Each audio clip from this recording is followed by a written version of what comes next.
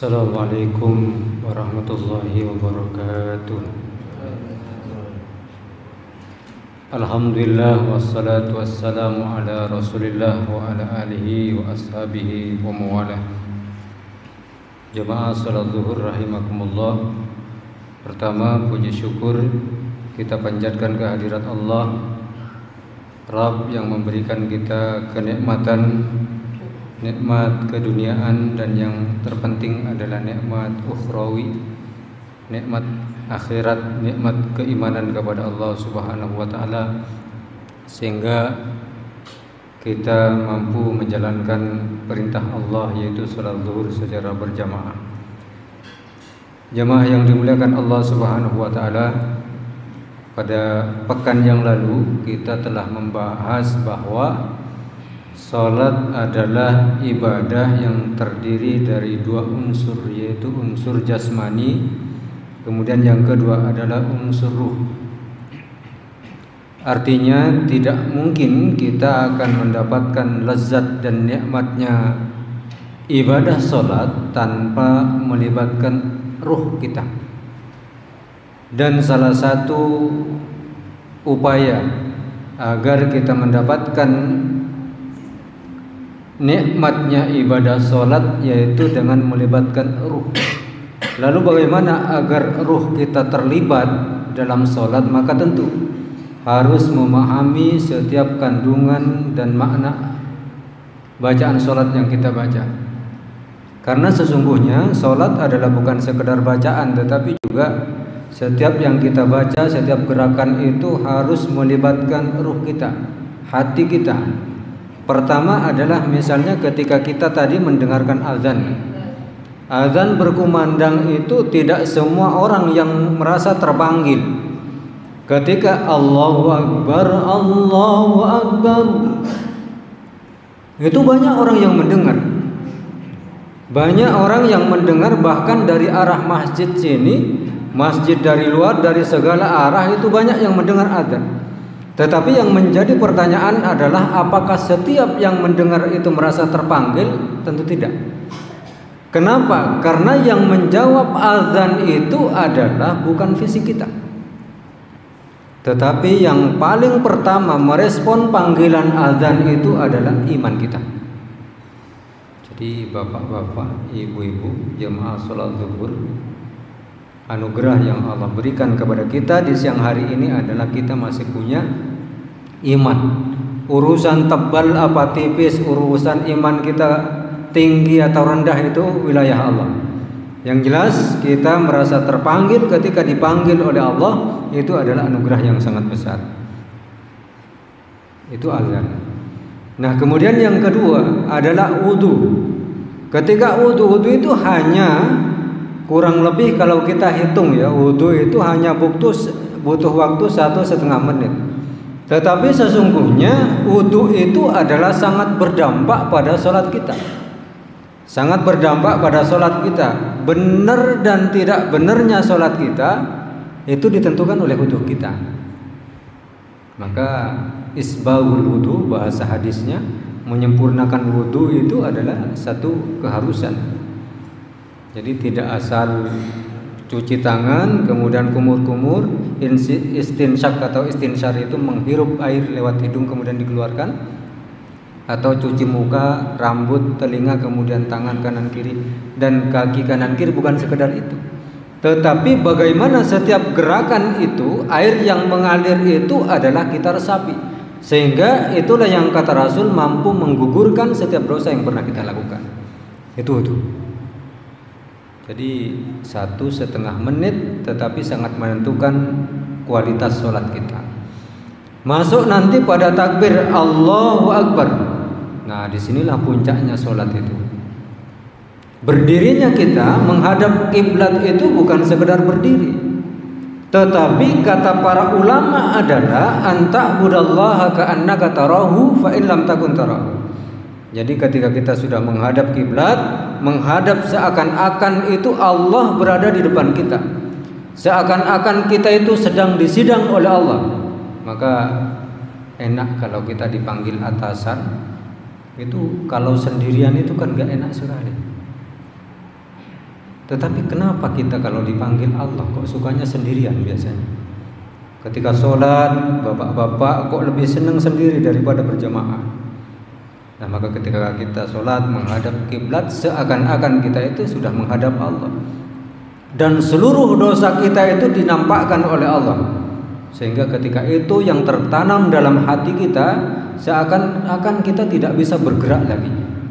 Maka para sahabat dahulu itu digambarkan dalam sebuah athar bahwa para sahabat kalau sudah menghadap kiblat takbir Allahu Akbar, maka dia tidak bergerak lagi, seakan-akan seperti batang kurma yang berdiri tegak tidak bergerak lagi. Kenapa? Karena mereka merasakan betul dan membayangkan seakan-akan menghadap Allah dan disidang oleh Allah, dinampakkan oleh Allah seluruh kesalahan-kesalahannya. Sehingga kayaknya enggak kebayang lagi seperti kita ya. Kita ketika sholat semuanya barang ketemu, yang hilang semuanya ketemu. Nah, para sahabat sudah tidak kebayang itu. Jemaah yang dimuliakan Allah Subhanahu wa taala, itu takbir. Jadi berdirinya kita ketika sholat itu bukan sekedar berdiri. Takbir itu bukan sekedar Allahu Akbar. Maka dalam doa Allahu Akbar kabira, Allahu Akbar, Allah sudah maha besar, kemudian ditegaskan lagi kabira, besar. Walhamdulillahi katsira, dan segala puji milik Allah yang sangat banyak, bertahmid kepada Allah bukrata wa asila, baik pagi dan sore. Jemaah yang dimuliakan Allah Subhanahu wa taala, masuk pada doa iftitah. Nah, kita kesempatan ini adalah akan membahas doa iftitah. Doa iftitah adalah doa pengantar. Hukumnya wajib apa sunnah? Jadi doa iftitah ini hukumnya sunnah. Hukumnya sunnah, dalam sholat itu sunnah. Nah, kecuali dalam keadaan satu, sholat jenazah. Sholat jenazah itu nggak ada iftitahnya. Kemudian yang kedua, kita yang tidak dianjurkan untuk iftitah itu ketika kita sedang masbuk, kemudian mendapatkan imam sedang ruku', nah itu kita sudah tidak dianjurkan untuk iftitah. Tetapi penting, doa iftitah itu penting. Kenapa? Karena di situ ada doa. Yang pertama, ini nanti jangan diperdebatkan, karena ada di antara kita yang pakai Allahumma ba'id baini wa baina khataayaya kama ba'adta bainal masyriqi wal maghrib, atau mungkin satunya ada yang pakai wajjahtu atau inni wajjahtu wajhiya lilladzi fataras samawati wal arda hanifa, dan seterusnya. Itu tidak perlu diperdebatkan. Ya, kalau mau diperdebatkan mereka yang tidak sholat saja ya. Yang ini jangan diperdebatkan karena semuanya sama-sama punya dasar yang kuat. Nah, baik, yang akan kita terjemahkan, yang akan kita tadaburi adalah doa iftitah. Allahumma ba'id baini wa baina khataayaya kama ba'adta bainal masyriqi wal maghrib. Nah, ini kalau kita bayangkan Bapak Ibu yang dirahmati Allah, ya Allah, baidkan ya, jauhkan baina khataayaya, baini wa baina khataayaya, ya Allah, jauhkan kami, wahai Rabb kami, jauhkan hamba, wa baina khataayaya, dan jauhkan antara kami dan dosa kami, kama ba'adta bainal masyriqi wal maghrib, sebagaimana engkau menjauhkan antara timur dan barat. Nah, jadi ini pertama, ini permintaan kita adalah, ya Allah, jauhkan kami dengan dosa kami sebagaimana engkau menjauhkan barat dan timur. Itu yang pertama ya. Kemudian yang kedua, Allahumma naqqini min khataayaya, ya Allah. Nah, yang kedua ini, ya Allah, naqqini itu adalah bersihkan. Ya Allah, bersihkan aku dan dosa-dosaku, kama yunaqqat thawbul abyad, sebagaimana engkau membersihkan baju yang putih dari noda. Ats-thawbul abyadu minad danas. Nah, ini permintaan yang kedua. Maka Bapak Ibu, ketika kita sampai pada doa ini, resapi betul sampai kita, ya Allah, bayangkan seakan-akan kita meminta kepada Allah agar kita itu dosa kita dibersihkan, sebagaimana bersihnya pakaian yang putih bersih dari noda-noda sekecil apapun. Nah, kemudian yang ketiga, Allahumma ghsilni min khataayaya, ya Allah, bersihkan, sama artinya ya. Bersihkan atau cucilah atau bersihkanlah hamba dari dosa-dosa hamba bil ma'i, dengan air. Nah, di sini bil ma'i wal salji itu bisa diterjemahkan air yang sangat dingin atau bisa diterjemahkan es, wal barat yaitu dan air yang sangat dingin. Hadis ini diriwayatkan oleh muttafaqun alaihi, hadis sahih. Jadi benar. Jadi Bapak Ibu yang menggunakan doa iftitah, doa ini adalah benar. Ya, saya ulangi, kesimpulannya daripada doa ini, kandungan yang bisa kita ambil adalah ada 3 permohonan. Yang pertama, kita memohon kepada Allah agar kita dijauhkan oleh Allah dari dosa-dosa sebagaimana Allah menjauhkan jarak timur dan barat. Yang kedua, kita meminta kepada Allah agar kita dibersihkan oleh Allah sebagaimana dibersihkan dari dosa sebagaimana Allah membersihkan kain putih ya dari kotoran-kotoran atau noda-noda baik nampak maupun tidak. Yang ketiga, kita memohon kepada Allah agar dibersihkan dari segala dosa dengan alma itu dengan air, wasal itu adalah es, atau wal barat itu air yang sangat dingin. Nah, kemudian bagi Bapak Ibu yang memakai doa yang kedua ini, wajjahtu wajhiya lilladzi fataras samawati wal arda hanifa wa ma ana minal musyrikin. Wajjahtu itu, ya Allah, kami menghadap kepada Engkau ya Allah, alladzi fataras samawati wal arda, Engkau ya Allah yang menciptakan langit dan bumi. Hanifa itu lurus, wa ma ana minal musyrikin, dan kami tidak termasuk orang-orang yang musyrik. Nah, puncaknya ada di sini Bapak Ibu. Ketika baca doa ini maka diresapi betul. Inna solati, ya Allah, sesungguhnya solatku ya Allah, wa nusuki ya Allah, dan seluruh ibadahku ya Allah, baik ibadah solat maupun selain solat ya Allah, wa mahyaya wa mamati, dan hidup dan matiku ya Allah, lillahi rabbil alamin, semuanya hanya untuk Allah. Bapak Ibu yang dirahmati Allah, ketika kita baca doa ini maka resapi betul, ya Allah, solatku ya Allah, ibadahku ya Allah, hidup dan matiku hanya untuk Allah ya Allah. Nah, ketika kita sudah berdoa seperti ini, jemaah salat zuhur rahimakumullah, tidak ada yang lain yang ada di pikiran kita kecuali Allah. Tidak ada yang lebih besar yang ada di pikiran dan kita bayangkan kecuali Allah. Ini akan mendorong kita untuk khusyuk dalam sholat, sehingga apapun yang mengganggu pikiran kita itu bisa terkikis dan bisa terhindarkan.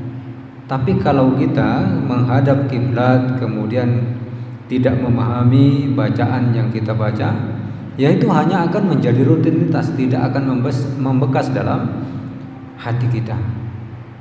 Dan ini diulang-ulang terus. Bahkan Bapak Ibu rahimakumullah, saya membantu mengingatkan. Saya yakin Bapak Ibu semuanya sudah punya anak. Saya beberapa pekan yang lalu sedang mengisi tentang bab sholat ini di pesantren yang santrinya 400-an, dan ternyata hanya ada 43 santri yang bacaan sholatnya hafal dengan baik. Ini kenapa? Ternyata banyak sekali tren di sekolah-sekolah tingkat MI sangat tidak memperhatikan ini. Bahkan sekarang karena banyak sekolah-sekolah yang unggulannya Quran, unggulannya tahfidz, kemudian yang pokok ini ditinggalkan. Maka kalau Bapak Ibu punya putra kok di kelas 5 SD gerakan sholatnya tidak benar, kemudian bacaan sholatnya belum hafal, maka hentikan seluruh program Qur'annya dulu, program tahfidznya hentikan dulu, fokuskan pada gerakan sholat. Kenapa? Karena jangan sampai mereka lulus SD sudah masuk usia balik kok belum hafal bacaan sholat. Nah, ini dicek di sekolah manapun, jemaah yang dimuliakan Allah Subhanahu wa Ta'ala. Karena sholat inilah nanti yang akan ditanyakan oleh Allah kepada kita. Pertama kali bukan kita ditanya berapa juz hafalanmu, enggak. Yang ditanya itu adalah sholat kita. Maka ingatkan putra putri kita yang sedang sekolah SD mumpung belum balik, maka segera kita periksa sholatnya, kita cek bacaan sholatnya sudah benar apa belum. Sehingga kalau kita menemukan anak kita kok belum hafal bacaan sholat, maka dilatih. Bagaimana cara melatihnya? Paling tidak anak usia 7 tahun itu sudah harus hafal bacaan sholat. Usia 7 tahun. Misalnya sholat subuh, biasanya anak kita kan kesiangan sholat subuhnya. Nah itu kita double sholat, nggak apa-apa. Kita sholat subuh pulang dari masjid, nanti sholat bersama anak kita. Allahu Akbar, kita keraskan. Walaupun sholat subuh, tetapi walaupun sholat subuhnya kesiangan misalnya, itu dikeraskan tidak apa-apa supaya anak kita hafal. Nah itu kalau sampai berjalan 3 bulan, saya hakul yakin dan yakin sekali anak kita sudah hafal bacaan sholat. Nanti kita periksa gerakannya pelan-pelan, sehingga anak itu jangan hanya kita pasrahkan ke sekolah tanpa kita terlibat dalam proses pendidikan sholat dan bacaan Qur'annya semampu kita tentunya. Demikian jemaah yang dimuliakan Allah Subhanahu wa taala, dan insyaallah pertemuan yang akan datang kalau kita dipertemukan kembali akan membahas dan mentadabburi makna surat Al-Fatihah. Nah, Fatihah ini adalah paling penting karena menjadi rukun dalam sholat.